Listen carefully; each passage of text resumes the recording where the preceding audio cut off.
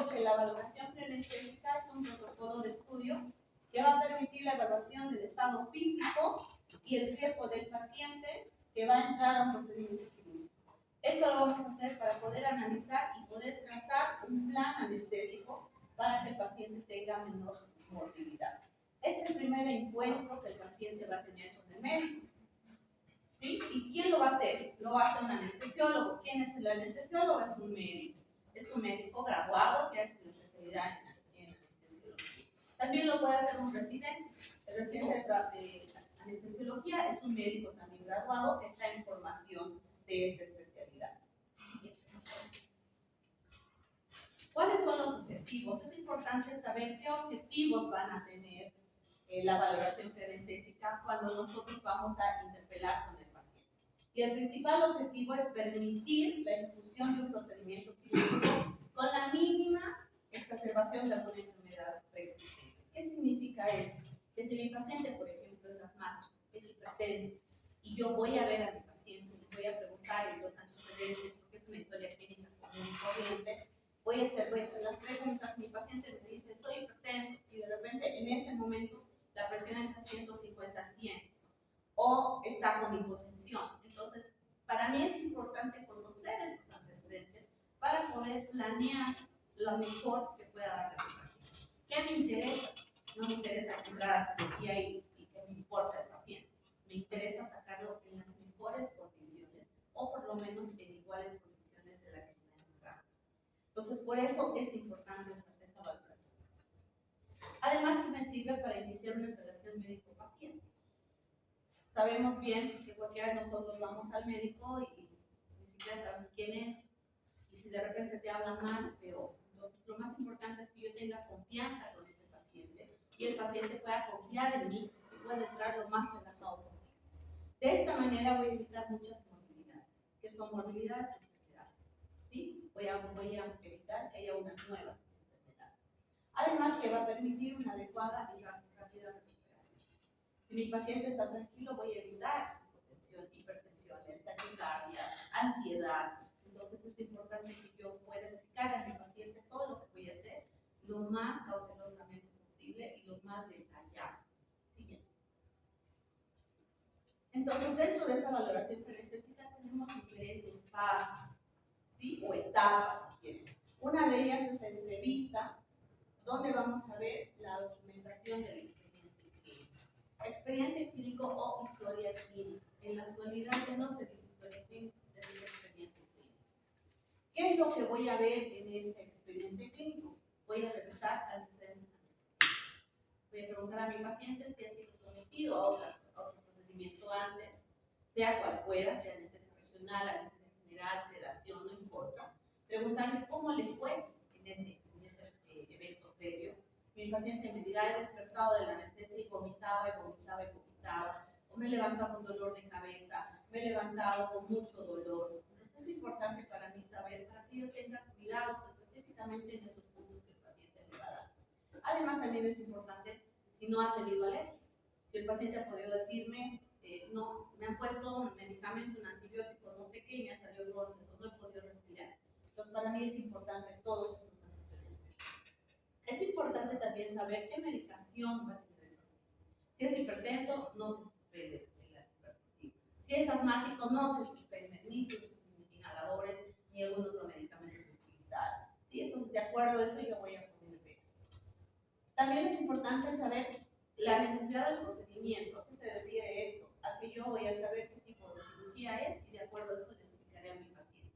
Si, por ejemplo, es una cesárea, yo voy a saber que la señora va a tener un bebé, le debo de explicar que lo que voy a hacer es un pinchazo en la espalda para que la paciente esté despierta cuando nazca el bebé. Si fuera una anestesia, qué sé yo, para una rino, por ejemplo, tengo que explicar a mi paciente que cuando despierte va a despertar con la nariz tapada y no va a poder respirar. Entonces es importante saber qué cirugía le van a hacer para que yo tome en cuenta todos estos. En esta valoración y en esta fase es importante saber las interconsultas o exámenes complementarios. Vuelvo a repetir, si es un asmático tendré que tener la valoración por el neurólogo. Si es un cardiópata, por el cardiólogo, etc. Entonces para eso me sirve. También es importante saber si es una cirugía electiva o programada. Entonces aquí manejamos urgente o no urgente. Necesitamos operar ya en las condiciones que esté o podemos esperar y mejorar un poquito la calidad de vida. Y lo más importante, debemos de tener un consentimiento informado. ¿Qué es el consentimiento informado? Lo vamos a ver más adelante. Siguiente. La segunda fase de esta valoración es la clasificación del riesgo. ¿Para qué me va a servir esto? Para calificar a mi paciente y clasificar, como bien lo dice, si es un riesgo bajo, un riesgo intermedio o es un riesgo alto, de acuerdo a las patologías y el tipo de cirugía que va a ser sometido. En esta tenemos diferentes clasificaciones. Una de ellas es la clasificación del estado físico. Esto es pregunta de examen de todos los años y nunca pueden responder. ¿Qué es la clasificación del estado físico? Es la clasificación que se llama ASA. ¿Y qué nos va a valorar? Solo el estado físico. No me habla si el paciente tiene otras cosas. No me habla si el paciente va a ser operado de una cirugía grande. No, me habla del estado físico. No me ve laboratorio. Entonces yo pregunto al paciente, por ejemplo, ustedes, todos somos sanos generalmente, y sobre todo a la edad de ustedes, y están viniendo a la cirugía. ¿A qué están viniendo? Solamente a operarse, de lo que sea, una fractura, una cesárea, o lo que sea. Ustedes son pacientes sanos, porque me están diciendo que son sanos. No tienen antecedentes de nada, ni de hipertensión, ni diabetes, ni ninguna enfermedad. Entonces, esa es el estado físico. Que mi paciente me diga, yo soy sano, no tengo nada, o yo estoy enfermo. Entonces, de acuerdo a eso, vamos a poder clasificar en diferentes grados. Ese es el ASA. ¿Y por qué se llama ASA? Porque lo hace, es una clasificación que lo hace la Sociedad Americana de Anestesiología. Eso significa ASA. ¿Pero qué me va a valorar? Solo el estado físico, ¿ya? Después tenemos otras clasificaciones como el riesgo y la complejidad del procedimiento. Vamos a valorar vía aérea, vamos a valorar riesgo cardiovascular y vamos a valorar también función pulmonar. Siguiente. Entonces, no se ve muy bien, pero creo que sí se logra ver. Este es el estado físico, es un cuadro donde nosotros vamos a poder...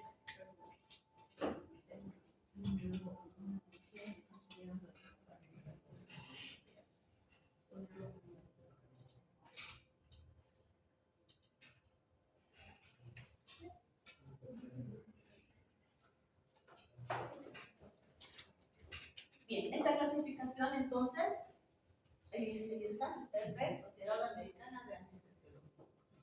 ¿Y qué vamos a calificar? Vamos a calificar en 6 grados. El primer grado, el ASA 1, es un paciente sano. El ejemplo que les decía. Cualquiera de ustedes que de casualidad está saliendo, se rompe la pata, tiene que entrar a quirófano. Ese paciente es un ASA 1 que solamente está viniendo a quirófano a ser sometido a un procedimiento quirúrgico, pero no tiene ninguna enfermedad. Un paciente ASA 2 es un paciente que tiene ya una enfermedad previa, puede ser un hipertenso, puede ser un asmático o lo que sea, pero es leve o moderada y no tiene problemas funcionales. Es decir, mi paciente es asmático, pero hace todo normal. Va a jugar, hace deporte, camina, sube grados, no se fatiga. Es un paciente que tiene una enfermedad, pero no tiene ninguna limitación funcional. Un paciente ASA 3 es un paciente que tiene igual una enfermedad sistémica, que aquí ya es de moderada a grave y es limitante. Seguimos poniendo el ejemplo del asma, que es lo más frecuente, o el hipertenso, donde mi paciente, por ejemplo, tiene presiones de 140-90 o de repente tiene taquicardia y se fatiga, no puede respirar, me duele la cabeza, estoy sangrando. Entonces tiene esas enfermedades y lo están limitando. Ese es un ASA 3. Limitante, pero no incapacitante.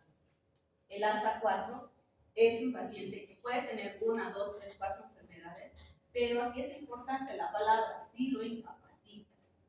Por ejemplo, es un paciente renal que no tiene nada, ninguna enfermedad más que problemas renales. Este paciente va a diálisis. La diálisis, si no dializa, mi paciente se muere. ¿No es cierto? Lo está incapacitando, no le deja hacer su vida normal. Ese es un ASA 4. Un ASA 5 es un paciente moribundo. Un paciente que está a punto de morir y que entre o no entre a cirugía, igual se puede morir dentro de las 24 horas. Y un ASA 6 es un paciente que tiene muerte cerebral, que es donador de órganos. En nuestro país nosotros no tenemos la cultura de los trasplantes, pero en otros países sí. En otros países es importante, todos tienen su papelito, que en vida dicen que voy a donar cuando me muera, igual mi corazón, mi pulmón, lo que puedan sacar. En Bolivia no hay eso. Entonces, pero este paciente que ha tenido muerte cerebral y que puede ser donador de trasplante es un ASA especialista. ¿Sí? Entonces, el ASA solamente me va a ver el estado físico del paciente. Y aquí también pueden clasificar a los pacientes si es una emergencia o es una cirugía programada. Entonces, si la cirugía es de urgencia, se va a añadir una U. Por ejemplo, un ASA 1U, por ejemplo, si está entrando de emergencia. O ASA 1E, si es una electiva. ¿No es cierto? Entonces, eso me va a servir para que yo pueda calificar a los siguientes. Tenemos otras valoraciones que habíamos dicho, valoraciones de la vía aérea. Dentro de las valoraciones de la vía aérea tenemos varias escalas predictoras de vía aérea. Eso lo van a ver en práctica.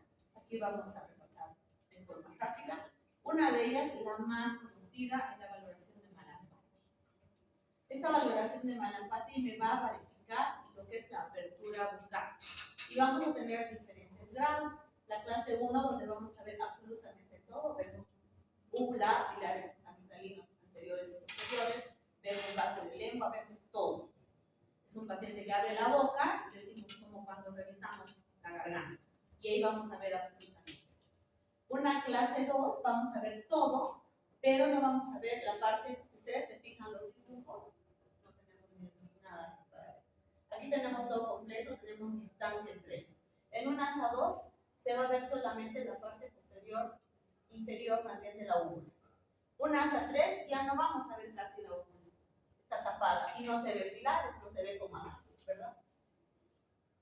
Solamente vamos a ver la base. Y la clase 4 no vamos a ver nada, solamente vamos a ver paladar duro.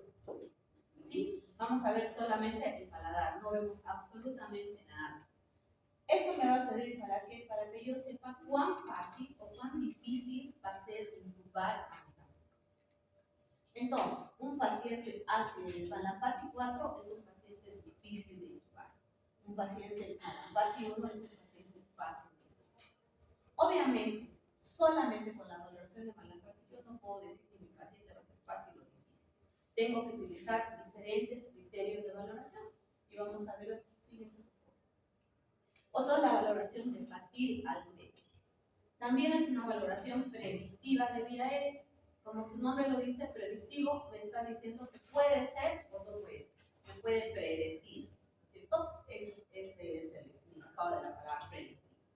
Y aquí vamos a tener a diferentes clases y vamos a fijarnos en el dibujito. Tenemos el mentón, la distancia tiromentoniana. Mallampati, digo, Patil-Aldrete o tiromentoniana, y tenemos diferentes clases. La clase 1, 6.5, la clase 2, 6 a 6.5 y la clase 3, menos de 6. ¿Qué significa eso?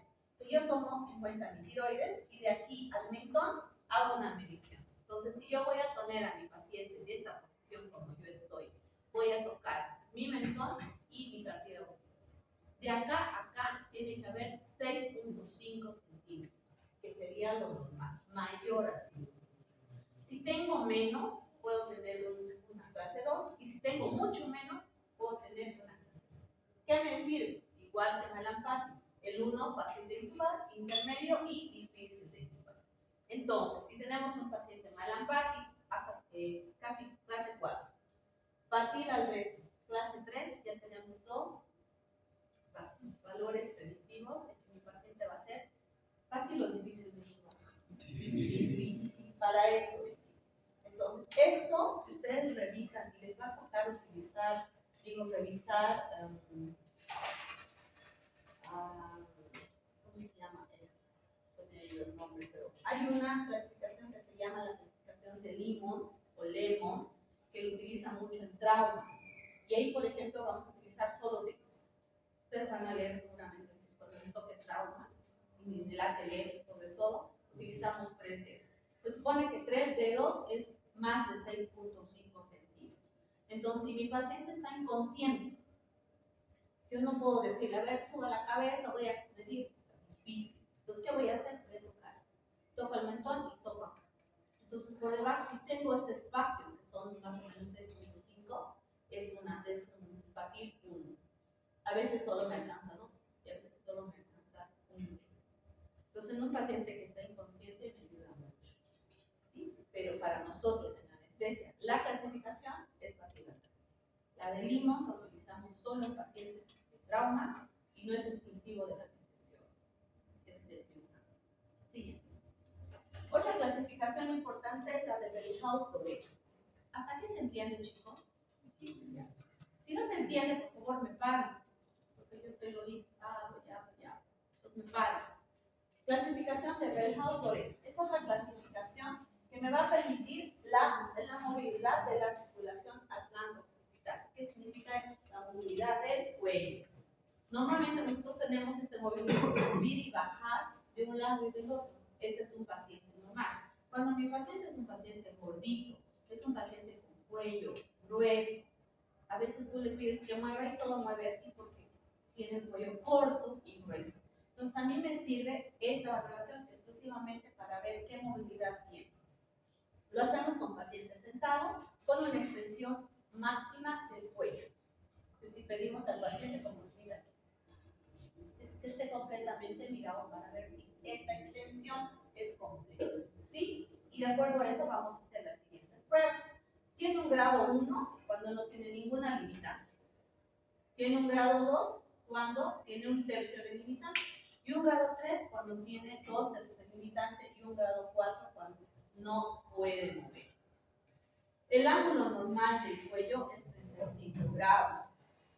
Cuando nosotros vamos a pedir al paciente que se ponga en posición de olfateo, ¿qué significa? ¿Cómo nos ponemos para oler algo? Hacemos así, ¿no? Entonces, esa es la posición normal para una intubación, posición de olfateo. Entonces, esto yo lo necesito para poder intubar. Entonces, si no tengo este movimiento de la articulación, a ver, ¿a quién se le ocurre? ¿En qué casos podría tener una completa limitante de un grado 4? Donde no se mueve nada. Y tiene un collarín cervical. Solo viendo al paciente que llega un accidentado y yo veo con un collarín, sobre todo rígido, yo voy a saber que mi paciente no lo voy a poder mover para nada. No puedo hacer esto para poder intubar. No lo puedo poner en posición de olfateo.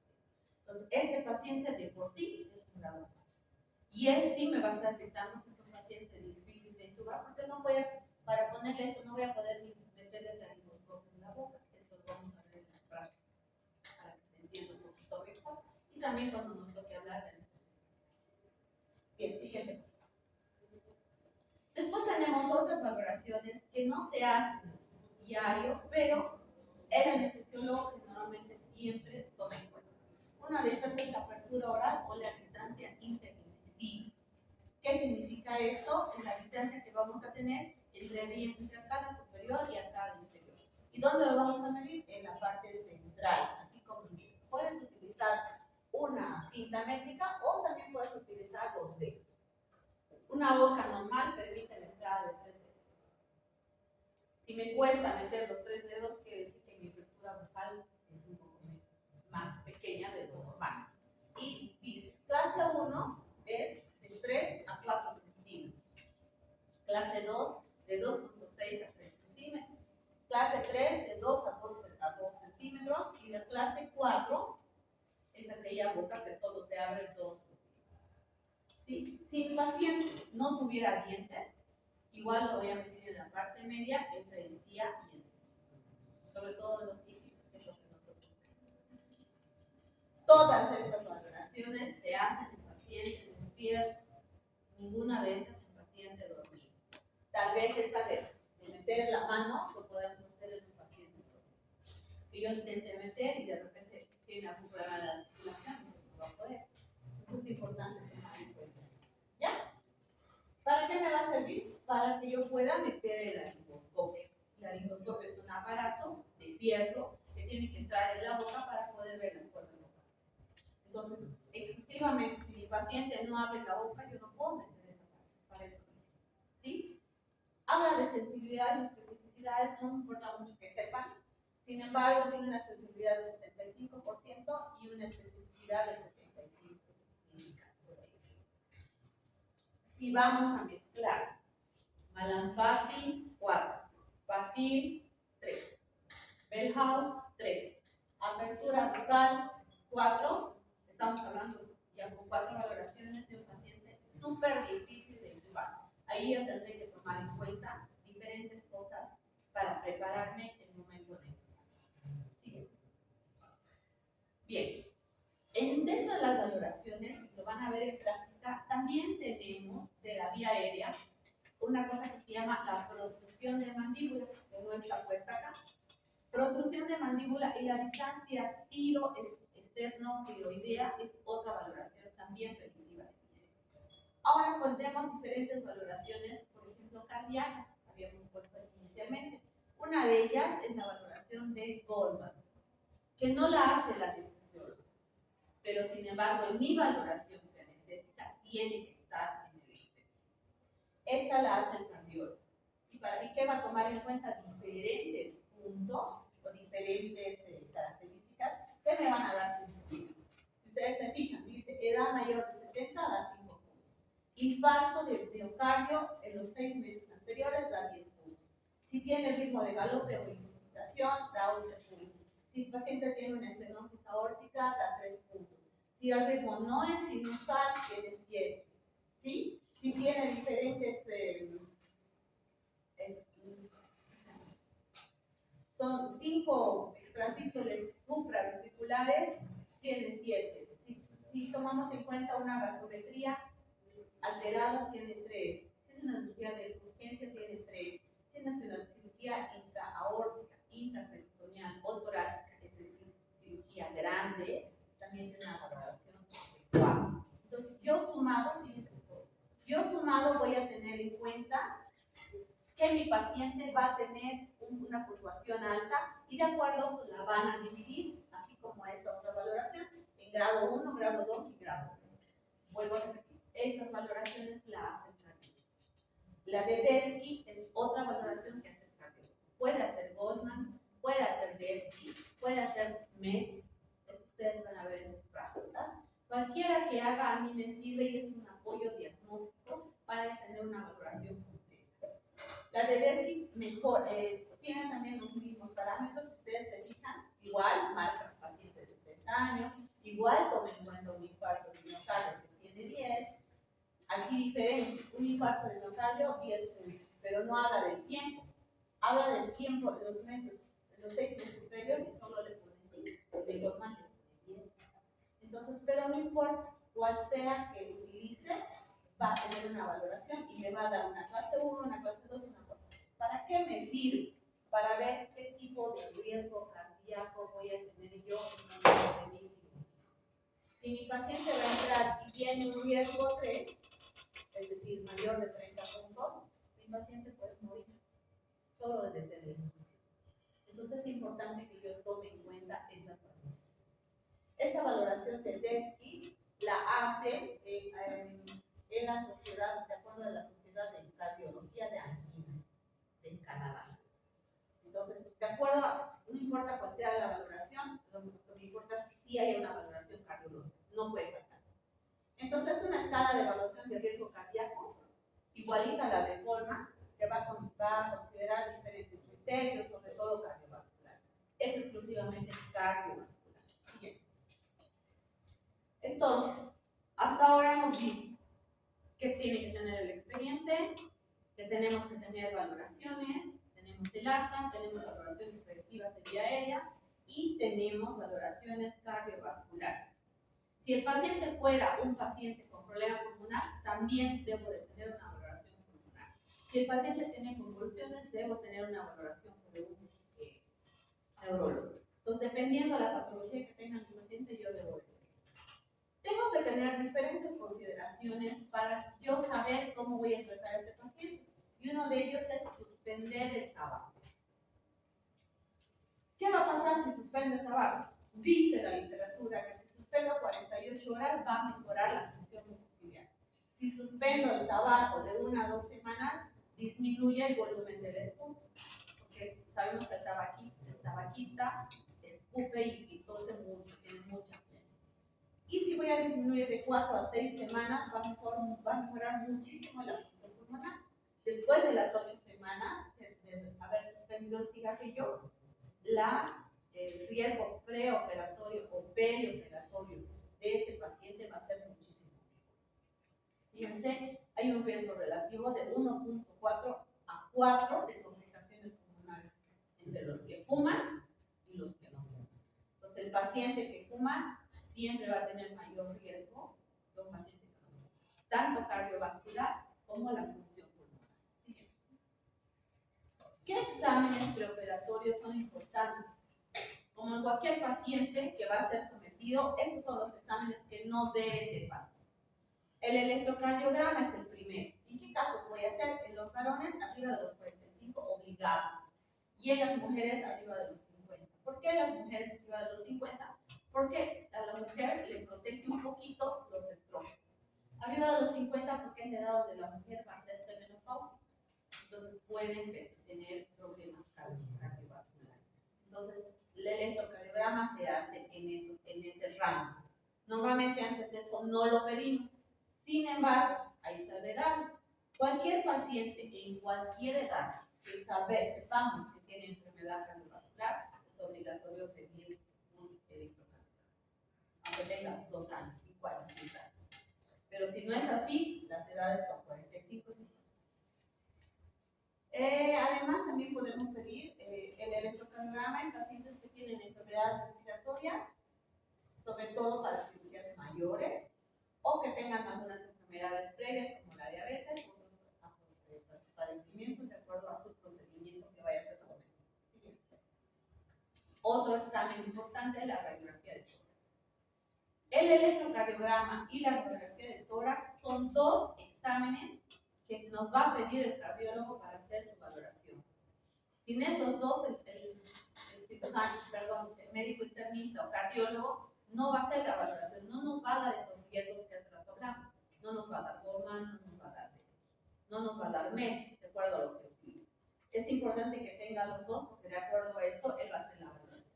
La radiografía de tórax solo lo vamos a tomar nosotros como anestesiólogos cuando hay una sospecha o procedimiento quirúrgico lo puede requerir. Otros laboratorios o factores importantes es la biometría hemática y los tiempos de coagulación. Todos los pacientes que van a ser sometidos no pueden no tener estos medicamentos, peor si los pacientes tienen enfermedad hematológica, pueden tener una anemia, una leucemia, etc. Es importante tenerlos. En pacientes que consumen fármacos también, por ejemplo, anticoagulantes, es importante que yo sepa si utiliza o no utiliza diferentes medicamentos, y el procedimiento quirúrgico que pueda tener importante pérdida de sangre. Una cadera que sé que voy a transfundir, yo no puedo empezar si no tengo una hemoglobina, un hematocito y tiempos de coagulación. ¿Sí? El tiempo de vigencia de estos laboratorios, 90 días. Obviamente, estos chicos es el paciente programado. En un paciente programado que se puede operar de aquí a 2 meses, que normalmente los seguros son así, yo puedo pedirle con calma. Pero si mi paciente es diabético, es asmático, convulsiona, tiene problema hepático, es renal, no voy a esperar 90 días. Tengo que hacerle entre las 48 horas antes. Porque ese paciente que, por ejemplo, hace diálisis, su potasio puede estar alto, puede estar con su creatinina alterada, puede tener fósforo alterado, entonces yo necesito entrar en las mejores condiciones. Entonces va a depender del tipo de procedimiento y el tipo de paciente que yo tengo. Si es un paciente hasta 1, hasta 2 sin problema, sí, el tiempo es 90, es decir, 3 meses. ¿Sí? Otro laboratorio importante es la química sanguínea, que nos referimos a la glicemia, urea, creatinina y el electrolitos. Siempre deben tener los pacientes y de acuerdo a la patología tomarlos. ¿Sí? El ayuno. El ayuno es otra cosa importante que el anestesiólogo debe beber. ¿Para qué el ayuno? Porque esto nos va a permitir el vaciamiento gástrico completo y va a disminuir el riesgo de regurgitación y broncoaspiración. No podemos dar anestesia a ningún paciente que acaba de comer, porque cuando yo voy a poner los medicamentos y mi paciente se va a dormir, va a haber relajación de los esfínteres. Entonces esa comida que está en el estómago se puede salir y se va al pulmón. Entonces yo tengo que tener el tiempo adecuado del ayuno. Y vamos a hacer la clasificación para alimentos sólidos, 8 horas. Para alimentos sólidos y líquidos ligeros, 6 horas. Es decir, jugos, por ejemplo. Jugos que tengan fruta, 6 horas. Para la leche materna, 4 horas. Para líquidos claros, 2 horas. ¿Qué es líquidos claros? Agua. Agua. No pilfrut, que tiene derivados lácteos. No chocolate. No. Eso entraría dentro de leche o líquidos claros. ¿Ya? Entonces digo líquidos ligeros. Entonces líquidos claros, 2 horas.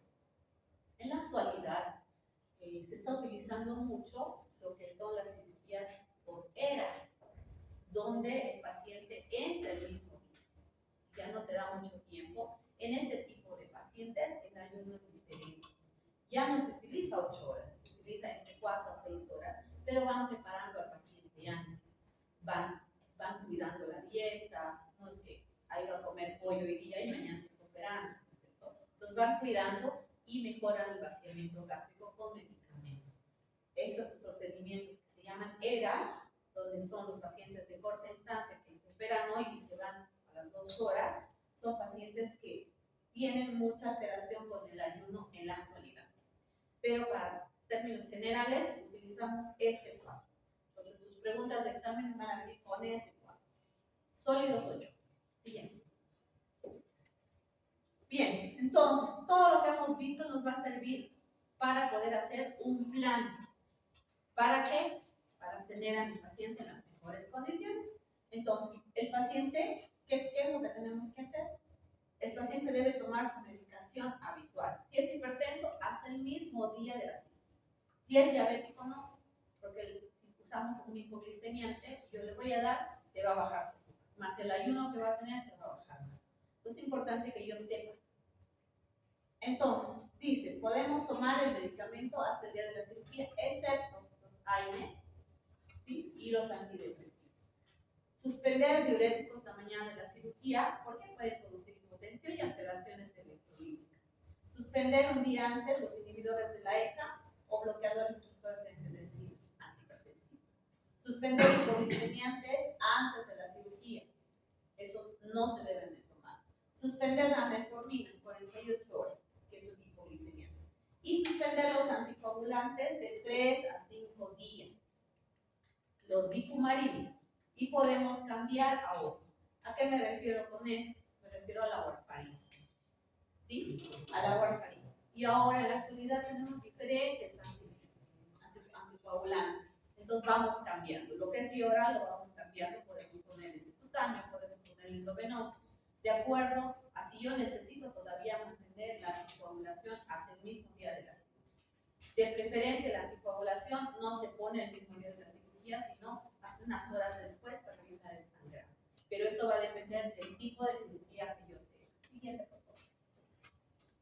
Bien, por último, una vez que yo he hecho todo esto, he visto a mi paciente, le he hecho la historia clínica con todos los antecedentes que hemos visto, he visto todas las valoraciones que necesito, he visto si va a ser difícil de intubar, si va a ser fácil de intubar, cuántas horas de ayuno tiene, qué enfermedades tiene, qué laboratorios tiene y todo. Debo de explicar a mi paciente, porque hasta este momento he sido solo yo. En ese momento voy a explicar a mi paciente y le voy a decir, señor, señora, le voy a poner esto, le voy a dar anestesia general, nacional, etc. Puede haber complicaciones que pueden ser estas, y usted va a estar despierto, dormido, sedado, etc. Para eso, mi paciente debe estar consciente y debe estar aceptando o no el procedimiento. Esa hoja se llama consentimiento informado. ¿Por qué? Porque le estoy informando a mi paciente y él me está dando su consentimiento para que yo haga el procedimiento. Entonces, en la conformidad del paciente, puede ser el padre, puede ser el tutor o el encargado, dependiendo. Si es un niño, el niño no me lo va a firmar. Va a firmar el papá o quien esté. ¿Para qué? Para que se realice o no un acto anestesia, sea quirúrgico o terapéutico, tras haber recibido y haber entendido toda la información que yo le haya podido proporcionar. Esta es una decisión libre, voluntaria y consciente. Y ninguna historia clínica o expediente clínico que va a ser sometido a un procedimiento quirúrgico no puede no tener esto. Tiene que tener. Porque ese es un documento legal. Si de mala suerte pasa algo, la paciente puede decir, yo no le di permiso al doctor que me diera la anestesia. Entonces, esto es importante. Es una hoja donde están todos los datos del paciente, carnet, nombre y todo, y abajo firma el paciente, firma el médico. Entonces, esta hoja no puede faltar. Siguiente. Bien, entonces, ¿cuáles son mis consideraciones finales? Este es un avión, ¿no? Una cabina. Todos estos dos señores que son los pilotos conocen de arriba abajo, de derecha a izquierda, todos los botones para que ese avión vaya con un término bueno. La anestesia es lo mismo. Yo debo conocer a mi paciente para tener todos los cuidados y que ese paciente salga de la misma manera, y si es mejor, mucho mejor. Si sale mejor, ese es mi objetivo. ¿Sí? Bueno, eso creo que es el tema de hoy, no es un tema largo. Si tienen alguna